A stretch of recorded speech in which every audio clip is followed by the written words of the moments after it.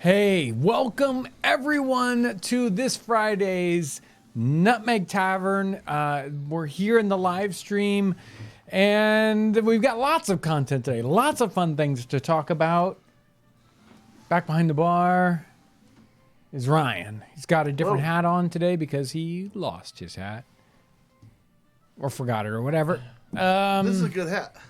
Yeah, looks good. Behind on the other time warp over there, Aaron is on the console. Hello. Making everything happen and all that stuff. Kyle is in the hot seat. He's taking questions. He's in the chat, and that he's gonna be interacting with all that. I don't like to necessarily start off the live stream with a down note, but I'm going to today. We got some very bad news today that one of the people that's always in here in the Nutmeg Tavern and a big supporter of the channel, Little Bunny Sunshine, she passed away just in the last day or two, very unexpectedly. She's the punch bowl that's back there she sent us the punch bowl, and we've interacted with her a lot in the last couple of years, and it's very, very sad when somebody who's just a common, somebody who's always in the Nutmeg Tavern passes away, and we lose someone. There's a link down in the description section to I put it in the chat. To the obituary. Yeah. Her name is Bonnie, and it's a great loss, and we're very sorry for Max R. Cruel, who's in the chat a lot of times. His girlfriend is Bonnie, so sorry about that.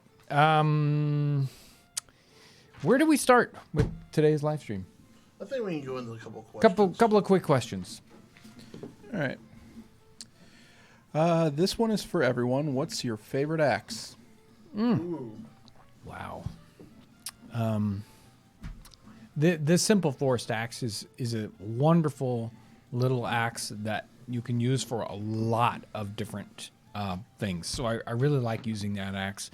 For the specific notching, the go-to axe, and the one we used a lot when it came time to do the debarking, where you kind of chop down the tree and then peel the bark off. The broad axe that I've got is just, boy, yeah, that broad axe. It's like your hand's always reaching down. Oh, I need that for that job. I need my broad axe. So I think it's from the Czech Republic. Really, really nice broad axe. So I really enjoy that one. This one's for everybody. Oh. They get the answer too. Yeah, it does depend on the job. I think that you have to have two favorites, and I like the heavy French 7-pound felling axe. The new felling axe. That for anything that I just need to go to something, hit it hard, and get it done. I like that one. And then I like any broad axe. I like the broad axe. Any smaller axe that has the blade comes down a little bit, and you can kind of get your hand underneath it, right, so you can do fine work. Yeah. I'm a tomahawk thrower, so I like a good tomahawk. There we go. And Aaron doesn't have an opinion because No. Aaron's just use favorite my axe hands. is the Lumix GH5. Right. yeah. What did the printer shops have in the 18th century? Printers as in maps and documents, etc. Yeah, a lot of times the printers are kind of crossing over and doing stationery and all that sort of thing too. So they're going to have books that have been printed that they might have specifically printed for themselves. They'll probably have very, very common books, like books of common prayer, or, other simple religious books of the time period that would be appropriate for that community. So, Pilgrim's Progress or something like that. And then it's they might even have things like the blank legal documents waiting to be filled in with the final little bits, some items like that. Oh, I wouldn't have thought of that. That's Yeah, fool's cap. There's some different little things that you might be able to find at the printer if they were doing stationery at the same time. How did sailors use to carry heavy cargo onto their ships in the 18th century? Was it with grains or any particular knots? Well, undoubtedly there are particular knots on that one, but I'm not sure how I would answer the knot thing because I'm not as good at knots as I really want to be, let me tell you. But what's going on with ships is they did have cranes that were on sort of the docks occasionally, but most of the time the ship's yard arms, the arms that stretch out from the masts, could be used and were used all the time as cranes. They would use those to raise and lower boats off of pieces of the deck and use them, put them down into the water, and they'd also use those things to lift up, pallets, for lack of a better word, pallets of goods or roped, piles of goods into the hold of the ship, using that as their crane, as it were. Were their oilskin tents likely to go up in flames considering the linseed oil? If so, how would they organize their camps to have a warming fire while staying safe? In the using of tarps, so it's one thing to read about it and think about it and say, "Whoa, that must have been super duper dangerous." In reality, it's not. I've never had that much problem with it, and we've been in some situations, different people, whether it's us or other people, using tarps, and generally, it's not that much of a problem as long as it's not right at the fire.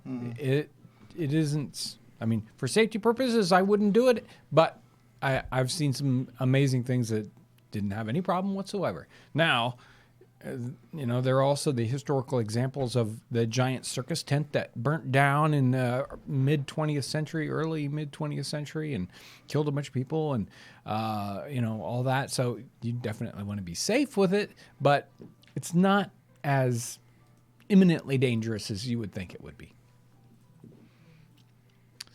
They had bowls made of various materials, but most of them were porous. Did they have a form of waterproof/heat-proof glaze to apply to them? Well, it depends on the bowl material. And I guess you're probably thinking about wood or maybe a gourd bowl. And those, you can use different kinds of oils or waxes to waterproof them. But a ceramic bowl is obviously going to be waterproof as it is, or a metal bowl. So if it's a problem with a wood bowl, then you would use a wax or an oil, and you can actually we sell a wood bowl finish that is a mix between an oil and a wax finish, so that basically you can very easily put it on, and then the oils sort of evaporate out of it to a certain extent, and then leaving the wax behind. What's the use of spinning jennies? I mean, their input is hand-spinned yarn. Why spin it twice? I'm not sure if it is hand. I would have to. That's a real specific question on a very specific piece of equipment, and I'm not sure that that's what's going on with it. And if it is, it might be the spinning of multiple twists into one, thread. So you'll have like a 3-ply thread. So there might be situations where you would. You're spinning already spun stuff, but you're spinning it into like a tiny rope of material. But they had, in the time period, they had a lot of different pieces, and all through the 18th century, pieces of equipment were being invented that were changing the whole labor situation. So things were going from hand spinning to machine spinning and all that sort of thing. And the spinning jenny is one of those kinds of pieces of equipment, and that does that. I have some donations if that's cool. Yeah. Well, once you do your donations, then we'll go into the main content. Yeah, for sure. And thanks to everyone Yes. posting their tons of condolences and love Yes, for all that. yeah. It's such a bummer. Yep. We were talking earlier. It's like I kind of feel like I knew her. Yeah, You yeah. never met her, but Yeah, it's one of the. It's like the community of the Nutmeg Tavern that was there all the time. And she was super involved. Yeah. I think she'd she had probably like a messaged Facebook, Facebook, page and yeah. stuff. Yeah. She was always one of the first people to comment when I was She posting videos. She ran so, one of the Facebook groups. yeah, definitely. Yeah, Mhm. super sad. Much love Yep. to Yep. to her and her family. So yeah, we'll do some donations real quick, then we'll get into the topic. This is from Sue O'Connor. Thank you. Thank you, Sue. Thank you, Sue. Sending Miss Ivy some ingredients for the stew pot. It's hard to keep a group of hardworking people fed. Yeah. This is Durtech Wars. Greetings from the UK, guys. You always make such great content. I've been following for a while now, and I love your videos. Have a great weekend. Yeah, Louis. thank you. Thank you. Thank you. Brent 4, thank you. History with Brad Lee, thank you. Can you do an episode on woodsman's accoutrements? Okay. It was Kara- nice meeting you at Mrs. Cinema History with Brad. met him. Yeah. Nice. Karen Nightingale, keep up the good work, everyone. You are almost always playing in the background while I'm at home. It's very relaxing to listen to. I think that's like one of the best compliments. It's really kind, and it's not something that it's like we didn't set out to be relaxing. You know, that's But, not what the goal Hey, was. if that's Thank how you. it works. Then There are channels that I do that to that I guarantee Right. they don't think like that at all. Yeah. You know, like when I'm sick, I'll just have it going the whole time. Not our channel. Aaron gets to hear I got me it. enough as Right. it is. Unfortunately, my kids watch all of our videos. I was like, okay, guys. You have to keep Home in from mind. work I hear now. John's voice probably 5 hours a day, even if he's not in the building. Even I don't want to hear my voice that much. Were there any questions in there? Yeah, the History with Brad had one.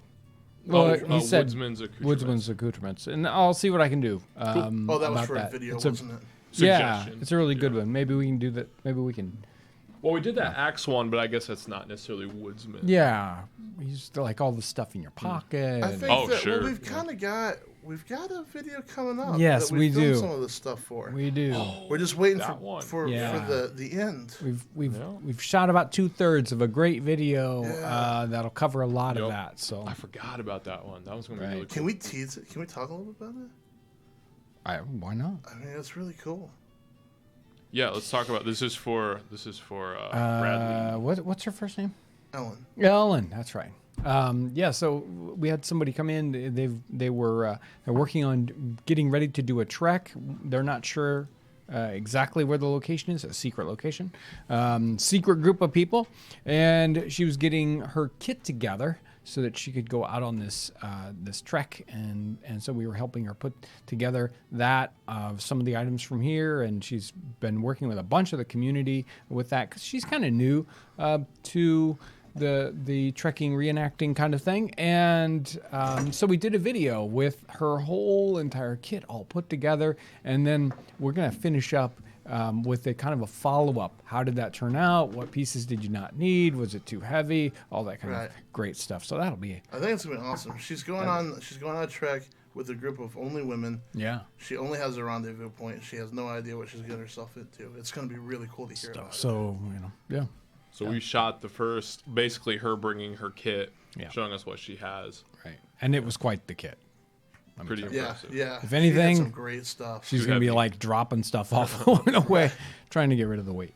Yeah, and I'm gonna move on to just to touch on this one topic. We had a call in to the customer service the other day, and it was somebody from the American Chestnut Foundation. And so if you're familiar with, there's this chestnut disease came into the United States in the 20th century and just wiped out all the chestnuts. Chestnuts used to be extremely common in the United States. You read about it a lot. 18th century, Joseph Plum Martin talks about burning a chestnut fence, like all these chestnut. We see split rail fences. Well, they made them out of chestnut in the 18th century. They made furniture out of it, all that. So we get this disease, and they're all, killed off, except for a very few trees.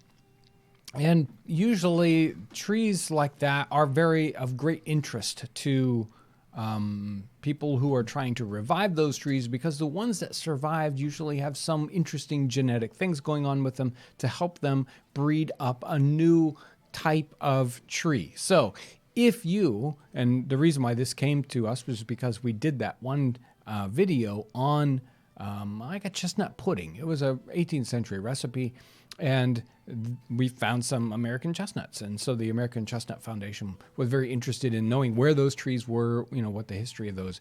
If you know about any living, surviving American chestnut trees that people have, and that the American Chestnut Foundation does not know about, not Chinese chestnuts, but American chestnuts, they would love to get that information, know about those trees. Did you put the link down in the description section? It's in the chat. I'll put it in the There you go. real quick. Yeah, that stuff is so fascinating. We've had a problem with the chestnuts. We have Dutch elm disease that destroys all our elms before they get very big. We even we've got emerald ash borers coming in and destroying the ash trees. It's always a concern, especially if you're dealing with trees and wood all the time, and it's scary to see different things come in and damage a great portion of the tree population. That's just very disheartening too. The main topic, hats. We came in. This is all. We got a lot. There's a lot to talk about. Somebody asked about the kind of hats we have here at Townsends, and hats are a big part of the 18th century, aren't they? We see art.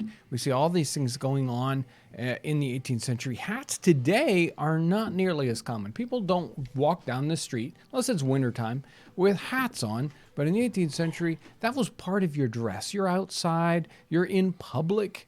You're wearing a hat. And even later on in the 19th century, hats were still so important that even though it wasn't as fashionable necessarily to wear a hat, they would maybe have a hat with them even though they weren't wearing it. It was that important. It was like part of your uniform, as it were. And they actually had special hats called arm hats that you would just carry under your arm and not on your head. Kind of ridiculous, right? So the main hat, hats, they come in just like all these crazy different varieties. Do I have a regular blank here? So Yeah. here is a man's hat of the time period.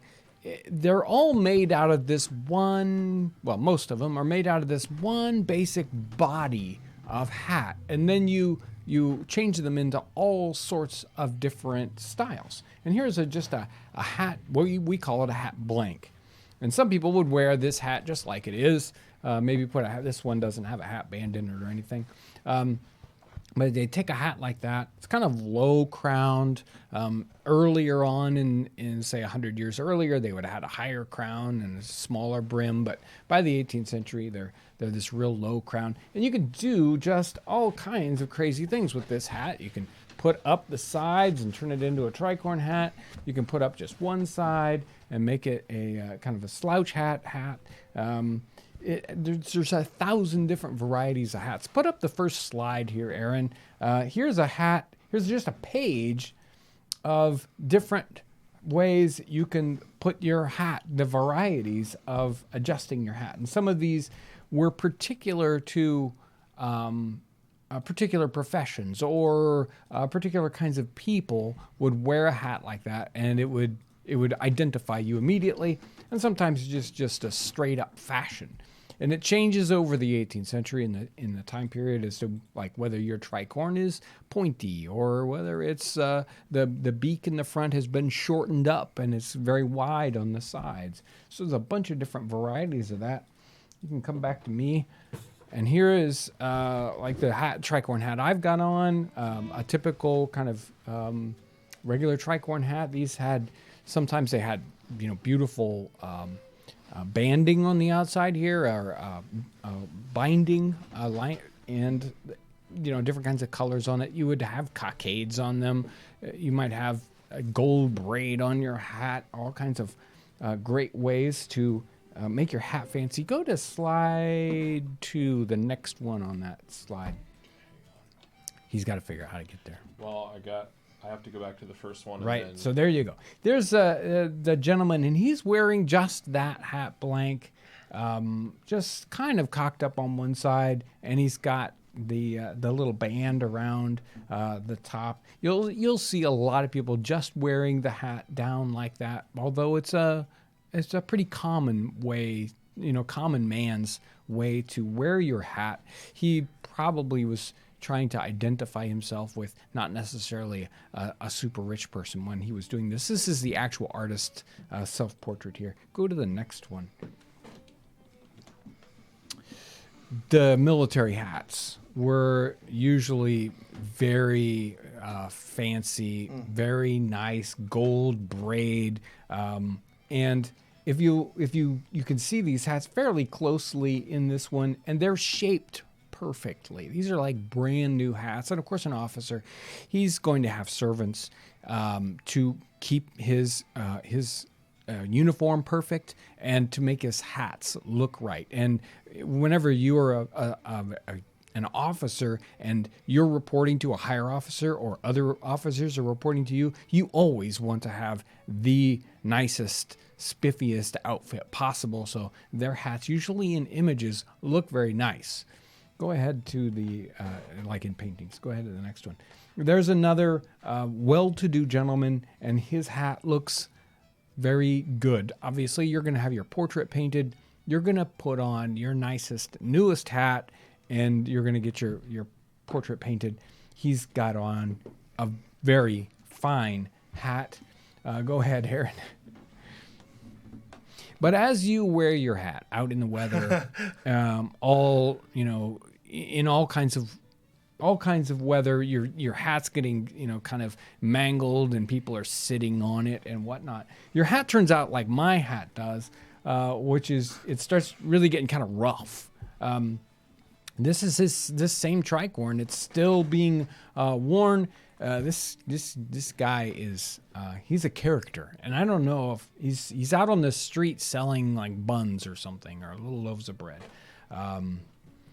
I don't know if I'd buy one from him, but all these street people that are selling items, like street vendors, all are usually dressed, well, like they work, out in the weather all the time. Go ahead, flip to the next one.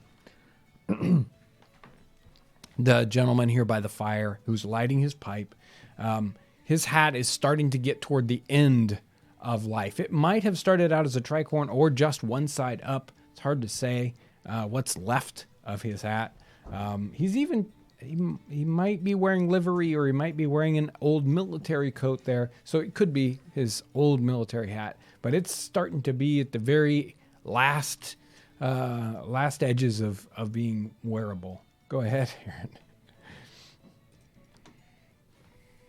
And here's this guy is wearing one of these same hats. You can flip back to me for a sec.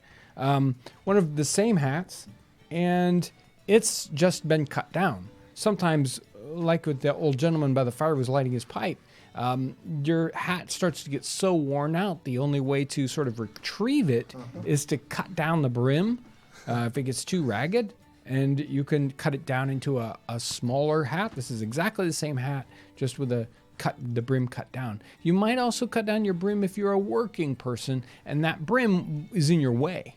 You're doing different kinds of work. This person's a field worker probably, and he's cut down his hat either because it wore out or because he needed that to work. You'll see a lot of sailors doing the same thing. Their hats have been cut down. Other people cut down their hats. Go ahead and flip back to the slideshow there and go. Next one. Well, while we're here, I'll touch back on ladies' headgear. When I get there, but you can see the ladies there have standard cloth caps of the time period. The little girl has a cloth cap there. All very kind of similar in their style. So you can go ahead to the next screen. And sort of the last gasp of a man's hat it ends up.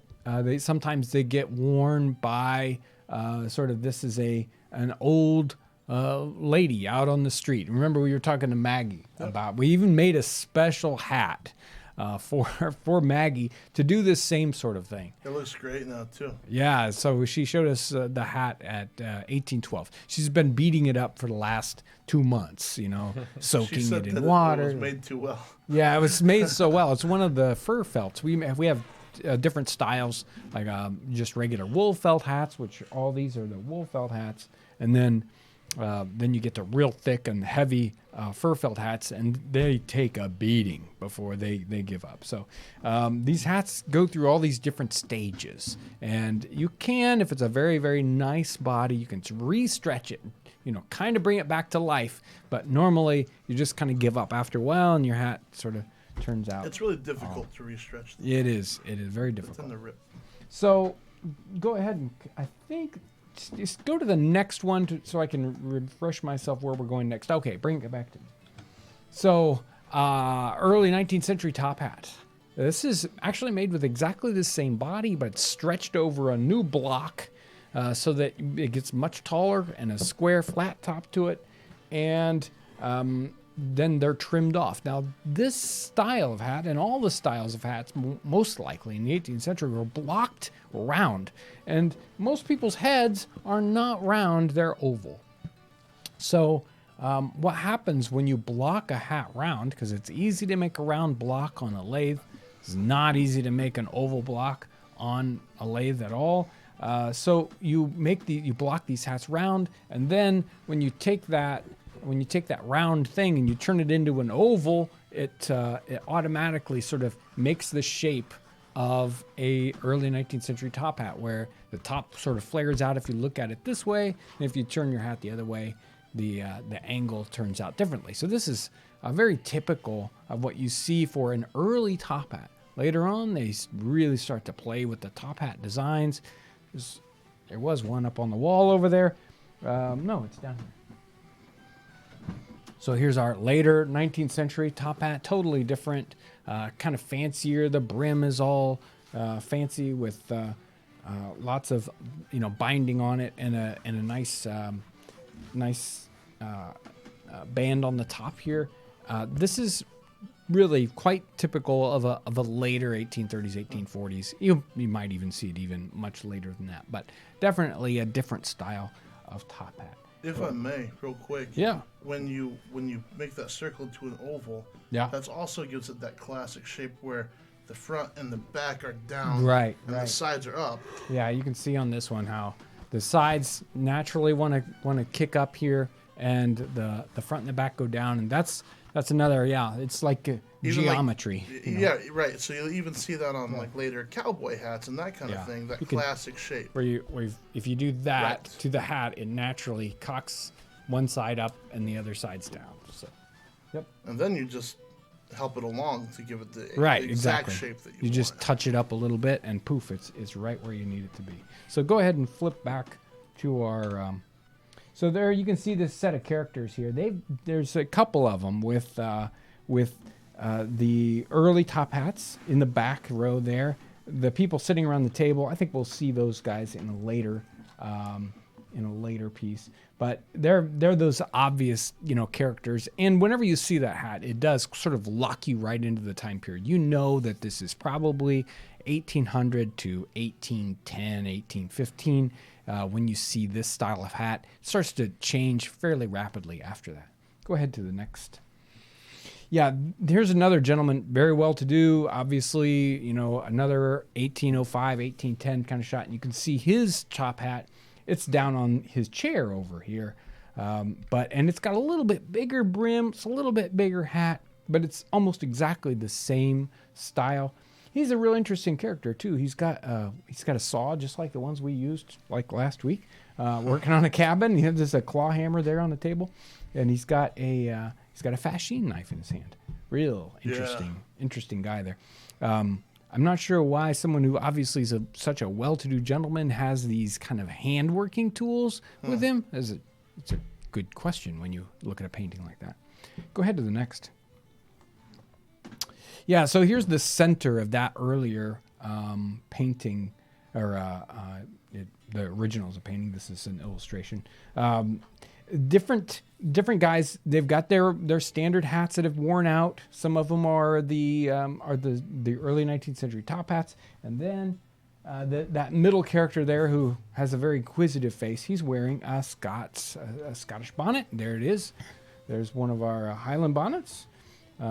Typical little bonnet of that time period with a little top knot there. Sometimes that doesn't have the little ball on it when you see it in illustrations, and sometimes they were much bigger. He's not in that picture. In that same picture, but not in that same spot. There's one that's got a really big, wide sort of brim to it. Very interesting looking hat. So go ahead and sneak back to the illustration there, and go to the next one. Oh yeah. So here's one of our sailors down, the guy with the oars. He's got one of the worn out men's hats that's been trimmed down. Sometimes they almost look like a derby hat in the illustrations. But the guy with the net is who I really wanted to focus in on, and he's got a knit cap on. And I like he's probably got leggings on. He's got petticoat trousers. This is an 1805 image too. Okay, there we go. You're back to me. No, here's a knit cap, one of the ones that we sell. This is like a Monmouth cap. Very popular in the 17th century and still, worn and used into the 18th century. And you'll see those commonly, especially on sailors. And then we've got the Voyager cap, which is kind of, it's like if you look at the illustrations, there are a lot of them and they vary a lot. So that's these two different designs really are meant to kind of capture some of that same idea of them. Some of these hats were knit. Some of them were probably sewn up out of different kinds of wool. What else do I have here? Go ahead and back to the thing and let's skip to the next one. Yep, there's another one with one of those caps on. There's a tricorn hat. There's a standard hat there. Go ahead, Aaron. The work caps. So all the time in the when I do a cooking episode, I'm wearing a work cap. Go ahead and skip to the next one. There we go. There's a baker of the time period, and he's wearing one of the standard work caps. Sometimes they might even call him a night cap. Just a simple cloth cap. You can go back. Simple cloth cap. That is worn by workmen of the time period, and they had different kinds of designs. Sometimes they were loose, sometimes they were tight. They might be a patterned fabric or just plain fabric in the time period. Very, very simple hats, because you just needed a hat on. It was just part of, even if it was a simple cap. You're usually only going to wear this in a working situation or in a very undressed situation, but you have to have a hat of some sort, right? You can't just go around without a hat on. Good Lord, no. We can't have that.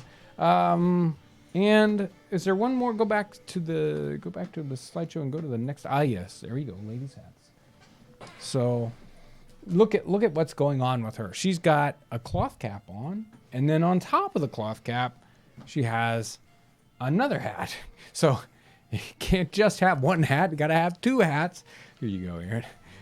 And this is a standard ladies' straw hat at the time period. Actually, it's a small version. We usually sell this as the girls' straw hat. Very, very low crown. It's not meant to really fit on your head at all, but just sort of you pin it on top. And we've got a much wider one for ladies to wear, and they would have different sorts of fancy ways they would put their hats up.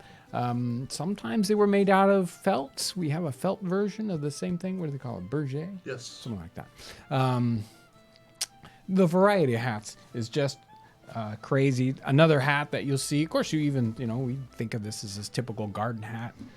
This is a typical workers, straw hat, farmer's straw hat. We used a bunch of these on the cabin project when it was hot out and sunny out, and you don't want to get all burnt up, and you need something that really protects your face. And they would do a great job. They would do the same thing, wear a hat like that. So, wow, that's a lot of hats. And we sell a ton of hats because hats are one of those things that sets you off. The first thing that you see on a person, the top of their head, You want to see just the right hat. And if you've got the right hat, you're already 50% of the way there. Well, to in research, it's so much fun because you know the type of person, the status of the person, and what time period from their hat. You know, at least a window. Yeah, and it can really say a lot about you. And if you mix and match, you really are kind of messing up the persona of the person. Right. You get the time period wrong on the hat, or a sailor is wearing a soldier's hat or something. It's like, wow, that doesn't add up. So hats say a lot. And it's funny because you can look well-to-do with your coat and your waistcoat and your pocket watch and all of that, but you'll see a lot in paintings where somebody looks really well-to-do until you get to their hat, and it's looking kind of like John's hat. Hey. And it's like, oh well, they're almost there, but they're not high society. They're just looking the part. This one's about 10 times more comfortable when it's all worn out. It is. Yeah. They're nice. My brown felt hat has been 5 different types of hats as I've saved it from dying. Yeah. And now it's just a short brimmed hat. I restretched it and it fell apart up to a certain point, so I trimmed it and it's still alive. But it was I didn't hear about that story. It was a tricorn, and then it was up in the back. It was been all kinds of And now it's floppy. It's still alive. I have so many donations. Go ahead. I'd like to. These are all really nice. Well, Kyle, do you have hat questions? Oh, I have a ton of hat questions. Okay, cool. We'll get the hat questions right after the donations. Okay. Okay. So this is from Amber Crystal Dautier, I believe. This is provisions for the crew, maybe some protein. Oh, yes. Thank you. Thank you. Aaron C. Is the cabin finished yet? I searched Airbnb and I have not seen the Nutmeg Bed and Breakfast tag listed. The Nutmeg Cabin. We'd probably have to pay you to. Jeez. It's not up to par with other Airbnbs. We were talking about it, and Ivy's like, well, people could stay in there, but it doesn't have running water. It's like, well, it has running water whenever it rains. John's hasn't been clued into this, but I plan to live in there full time when it's finished. You're going to have your little mallet and get me away from here. That's my cabin. Has running water. Real nice donation from Logan C. Thank you. Says, hello, fellas. Cabin looks great and hope it will be what everyone is expecting. Do we have a sneak peek at the cabin? We don't. Not today, no. Well, hey, Monday. You'll see it Monday. Hey, you brought up Logan C. I'm wondering if people want to comment in the chat. Did you get your mallets in the mail? Yeah. He says, I will try to get my mallet photo up with my nutmeg shirt with John's photogenic face this weekend. Wonderful. Thank you, guys. Right on. Thank you. And this is from Max Are Cool. It's a really nice donation. Says, in honor of Little Bunny Sunshine, Tavern Talk, and the Nutmeg Tavern, she'd love this conversation on hats. Yep. Miss having her in the chat for sure. Yes, Thank we you do. very much. Yep. And that's the person who told you about it? Yeah. James. So our condolences for sure. Jim Lindley, thank you. What materials besides felt were used for hats? Oh, yeah. Really nice donation from Keltoid 5. Says this is for Bonnie. Yeah. James Barnes, thank you. Kimberly Kester, thank you. And then David Dinelli, thank you. Great episode, and you already answered my question about the workman's cap. All right. Thanks everyone. We appreciate all the support. And a lot of people are going onto her obit and just leaving messages. Great. Super. Thank you so much for that. Appreciate that. Hat types of materials, felts. So that's what most of these are being made out of. So wool felt, fur felt, and the fur felt was obviously, sometimes they use rabbit, but the one that we kind of, click on is beaver. Right, so they took not the guard hairs of a beaver pelt, but the under hairs, and those would be used to make a very, very fine, the highest quality felt material that really binds up, makes it nice and tight. The ones we use are rabbit, the rabbit fur, because the beaver fur ones are really, really expensive and hard to get a hold of. Well, yes, they're using leather. For some hats. Yeah, for some hats. Fur and wool and straw. He was. Yep.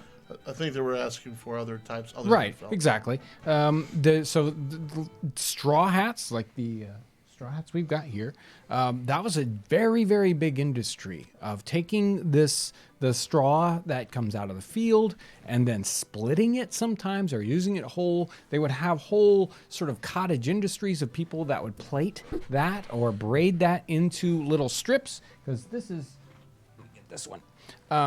It's done in these long strips, and they would sell these strips to yet another set of people that would sew the strips together into different styles of hats. And there was even a problem with they had to make a whole industry or a whole regulation because people were short selling these. They'd put together this thing. Oh yeah, it's 100 yards of, and it was 90 yards of, So there was a problem with that.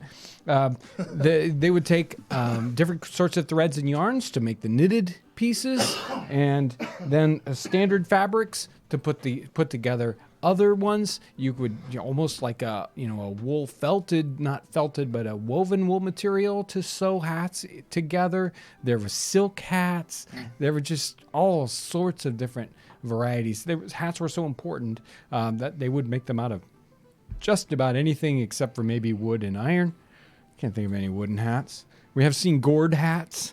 Those are gourd hats are hilarious. Yeah, and I don't think that leather was as popular as people think that. Well, they would use leather for like military helmets. Like Seikos too, right? Here's one I didn't show you. Jockey cap. So we think of it, it's like a baseball hat, right? But they had jockey caps in 18th century, very, very typical. Sometimes they would turn that little brim up. And there were military styles where if you really wanted it to hold together, to stay together well, you'd make this out of leather instead. And that would I mean, in a military situation, they get a lot of abuse. And so they would switch from a felt material to a leather material because it got worn so hard. So you do have some things made of leather. Seikos in the early 19th century, military hats, also made with leather. Hey, real quick, everyone's getting their mallets, it seems. Good. A lot of people are going, we got them. Excellent. Good. Yeah. Okay. It's wonderful. I covered my questions. All right, Kyle, let's go. All right. Let's see here. All the way to the top. All right. Did women wear something other than bonnets? Yes. Yeah. Sometimes they would wear cast-off men's hats. They would wear those standard cloth caps. They would wear the straw hats like this. You would see them in other kinds of hats occasionally. You don't see that as much in illustrations because, again, today we think of photographs and paintings of sort of they're catching life. And that wasn't as much of what they were trying to do in the 18th century when they did paintings. So we don't see those things as much. We can get some great descriptions, runaway descriptions in newspapers. Sometimes we'll talk about the different sorts of hats that people are wearing. It's an identifying means of identifying people. And you'll see, those descriptions will tell us about what different kinds of hats people are wearing. So those are a good way to see what's going on with ladies' hats. They had different kinds of strange hoods. Oh, and I had a great, maybe the last picture. Bring up the slideshow and bring me up the last picture. Is it that group of people? No, it isn't. Oh, I'm sorry. I'm looking at the wrong one. Is it the woman? Yeah, keep going. Yeah, the last one should be a woman. Keep going. Yeah, there you go. How about that hat? Man. You want a hat? That just looks like a jacket. It's like a giant tent on top of her head. So yeah, they had all kinds of crazy hats, and there's some just like a ship hat, that's stuck in your hair. That hat's a monster. Yeah, it is.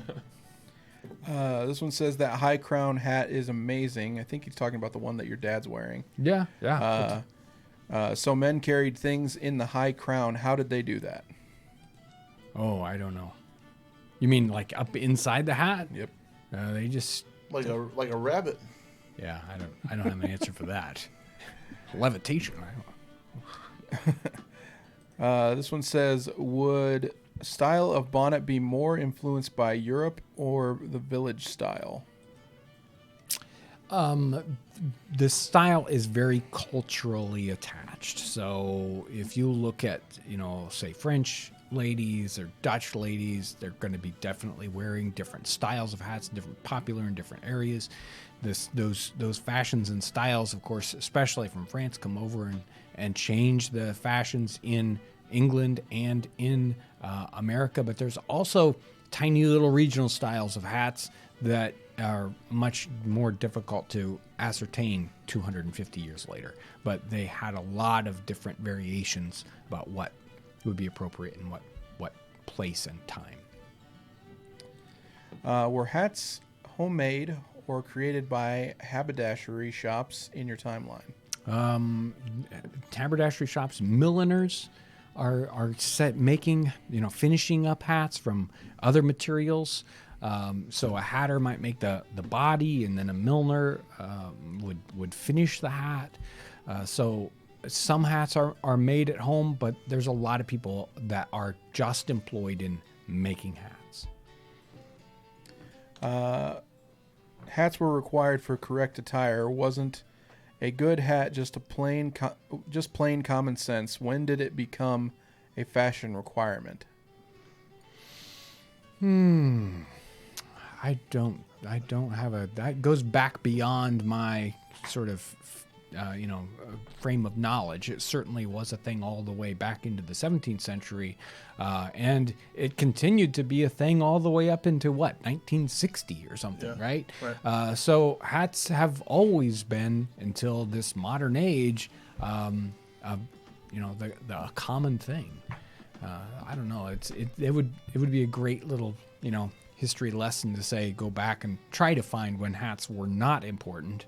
It'd also be interesting to hear from people from places other than the U.S. Right. about how popular hats are still where Sure. they're at. Yeah, very true. Very true. Was the beaver pelt industry in the colonies critical the manufacturing of hats in Europe? Yes, the North American beaver exportation out to Europe was critical to making those high quality hats in Europe, and that's where a great abundance of those beaver pelts went to, was so they could make hats in Europe. And while you can make hats out of other things like rabbit fur, you want the really high quality beaver. Were there actually hats that looked like what we would call witches' hats? If so, when would they have been worn and by whom? Let me see if I can reach it. So this is starting to get closer. This probably looks to you like a pilgrim hat, right? This is the standard 19th century one, but the brim hasn't been cut off yet. 17th century hats are like that, with a wide brim and a taller body, and you'll even see ones where the body comes up almost into a cone, and which we think of as a quintessential witch's hat of that time period. And really that's just harkening back to a 16th or a 17th century hat style. And it's kind of folklore-y and sort of a joke in paintings, or not paintings, sort of cartoons of the 18th century. You'll see it occasionally. Different people are identified different ways, and that hat is just, it's like old lady hat, right? It's like a 100-year-old hat. In an illustration of the 18th century, they're showing you a 17th century style hat, which what we typically think of as a witch's hat, I guess, today. And that really is just, say, a late 16th, early 17th century, maybe, women's hat style. Not necessarily a terribly common one, but that is certainly sort of like a running joke there in illustrations. I have made one. Yeah. And they're difficult to make. To get that body to they're shrink really down. difficult. And it's just like the more of a cone you try to get, the less brim you get. Right. So you'd have to have really large blanks to get that thing. Or you start off with a hood blank instead of a cape line. Yeah. How did people handle poor weather in their hats? Seems like rain, snow, etc. would destroy their hats pretty quickly. Yeah. Yeah, definitely. And it is rain just totally takes all the stiffness out of the hats, and it starts to lose all its shape. And you can they spend a lot of money and a lot of time keeping their hats nice. I can guarantee it. So now when you see like a state patrolman on a rainy day, they've got like Yep. this plastic Like a thing, plastic bag over it's his like hat. a hood over their hat. Were they doing anything like that? Yes. Obviously, they didn't have plastic. They had there was even they would take oilcloth and they would make the same sort of hat cover. You'll see some sort of references to that. How common that was, I don't know, but at least somebody was doing it. Had the smarts enough to do that. Can you explain the actual purpose of a tricorn hat? It seems counterintuitive compared to modern. It's 100% fashion. Modern day hats. Somebody said, I'm going to wear my hat like this. And they cocked it up in all three sides. Probably, I'm guessing, because they wanted to show off their wig, because wigs came in the 17th century and they were all fancy and, fancy dancy hair. And if you've got this big giant brim, you can't see anybody's hair. And if I've spent all day on my hair, then I'm going to show it off. I'm going to wear a fancy hat that gets up out of the way. What styles of hats would the upper class 18th century ladies wear? They're going to wear those cloth caps that are very, very frilly. And if you looked at like the last image, right? She's got that huge hat. And it's got all these ruffles and lace on it. And, they're going to wear a hat like that. They might wear one of these big straw hats, but very fancied up with birds sticking out of it and expensive ribbon and hat pins with jewels, right? So there's a way to make any plain thing fancy. Were there any hat design that young people would only wear? Depends on the part of the century that we're talking about, but young people generally were little tiny big people, and so they didn't have specialty. Well, pudding cap would be, I guess, a good example, and they did have sort of like a old style bicycle helmet for kids. They were worried about kids bashing their heads on things. Like, whenever you see a kid walking around a room, they're going to hit their head on the table, right? They're going to crawl under the table. They're going to stand up, hit their head. Apparently they did that in the 18th century, and they had these little padded caps to stick on their head. Other than that, they're wearing adult style hats most of the time. So a hat blank looks like a parson's hat to me. Is it because it costs more to shape them? Not necessarily. I don't think it was because they're more expensive. It's just that, again, that's an identifier. Right. And sometimes they would take... Where's my blank? Sometimes you'll see a parson's hat, and they have just that little bit of curve at the edge instead of being totally flat. But again, that hat is an identifier, isn't it? I mean, even you're saying, well, that looks like a parson's hat to me. That's a parson's hat. Right. So they would, people are going to say, well, I don't want a parson's hat, so make sure mine has one side up or, whatever. We're going to move into whatever donations Aaron has and then hit lightning round. Yes. Hats are big topic. Yeah, for sure. Just a couple real quick donations and we'll move on. Patrick Welsh, thank you. I saw one in a painting once, but how common were the other color hunting shirts during Rev War on militiamen from rural areas? Wow.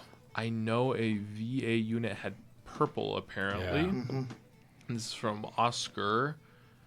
Greetings from Sweden. How did the hat fashion in the colonies and or fashion in general differ from the continent in the 18th century? Cheers. Great channel. Thank you. Thanks, everyone. Yeah, hunting shirt colors or hunting frocks, there really wasn't kind of a specific delineation in the time period. It was kind of the same thing, and they just varied. And yes, they certainly had different. As much as it looks like a super homespun object, and it started out to be, it turns into something fancy as you go on. And they would have ones with, like different colors on their trim instead of the body, and you would have all these different colors it was like, how do we make this militia unit more uniform? And they would, try to get their hunting shirts to, sort of match up. And different colors were one of those ways that they did that. And you do see references to different kinds of colors, blues, that burgundy color, the white. Sometimes you'll see very, very white hunting frocks. So there's a lot of different colors there. What was that second question? The fashion differences in the colonies to the continent. Right. So there are definitely different fashion issues. Some of that's purely regional. So what we might think of as a fashion variation from England to North America, we have to also remember where the regions of these people came from in North America. And while we think that it's a style variation, it's actually just a regional variation. So there's a lot of different variations depending on where you're at in the time period. Let's go.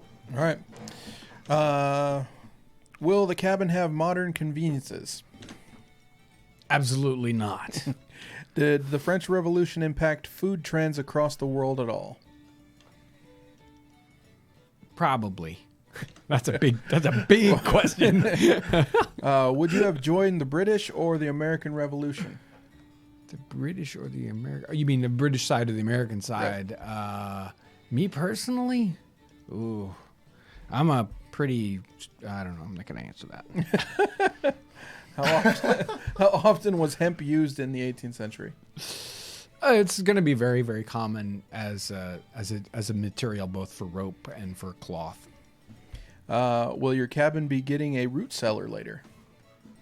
We may end up with a de facto root cellar, where all the clay is going to come from. So, was hemp ever used to make hats? Hemp hats? Not that I know of, but I'm sure I'd be proven wrong as soon as I said no. Yep. Did cockades serve any purpose or purely decorations? Well, decorative and identifying. Right. So, a white cockade or a black cockade, that's saying something. If you've got a tricolor cockade, that's saying something. So it was like, colors, right? Did people have multiple hats? Oh, you know it. You're gonna have an undress hat. You're gonna have your Sunday go to meeting hat. That's the super nice one. And then you're gonna have your I'm gonna go out in the field work hat. So yeah, I know I've got about a dozen. So there you go. We're done. That's it. All right. Great. Wow, hats. It sounds like I could do about a month on hats. That's fun. Wow, they just talk keep about hats going. More often. Yeah, there's so many paintings. There's on a topic like that, you can go so deep and get so specific to a particular year and a particular tiny region. It is truly amazing, and hats do really identify a person immediately. It's like, the person drives up in their car. It's like, well, I know about that person because the year of car they're driving, the kind of person that would drive that kind of car, and look inside and look at, the floor mat. Well, that tells me something about a person. Right. I don't read people by their cars.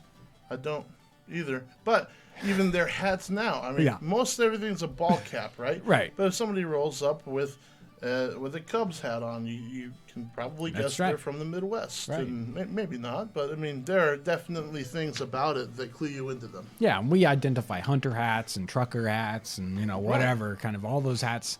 They say something, and they certainly said things in the 18th century. Whew, we did it. It's been a wonderful week here. We've got a lot of amazing stuff done on the cabin. The live stream, everyone's come into the live stream. Unfortunately, it's time to blow out the candles and send you home. Are we sure? Is it good to go for Monday, Aaron? Is that what's happening? Is it? Yes. Gonna have to now. It's either that or nothing. I just got a couple. I'm feeling good about it. Okay. Got a couple Patreon names, so folks support us on Patreon. And they're the new names for this week: Fat Produce, Guyleen Boys, and Martin Israel. Thank you. Thank you. All three of you new folks. Sometimes we get a lot, sometimes it's just a couple, but every bit helps, especially when we got projects like this cabin projects, and it's a time eater. Wow. It just goes and goes and goes. And I think, well, we're almost done. And then we're like a tenth of the way there. So, but it's going to be a Monday video. I've already seen some of what Aaron's put together. It ought to be a lot of fun. Thank you for all your support. Thank you guys here today in the Nutmeg Tavern. Everyone who's been virtually here, all your amazing support. Max R. Cruel, we're thinking about you. And everyone here supports this in so many different ways, whether it's watching the videos, commenting on them, sharing them with other people. Right now the channel's kind of down a little bit. YouTube was like loving us when we were almost at 1 million, and it's like, we're going to push right over 1 million now. But it's because of you guys that help the channel keep going. Thank you so much for sharing our videos, commenting on them, watching them. Thanks for watching today. See ya.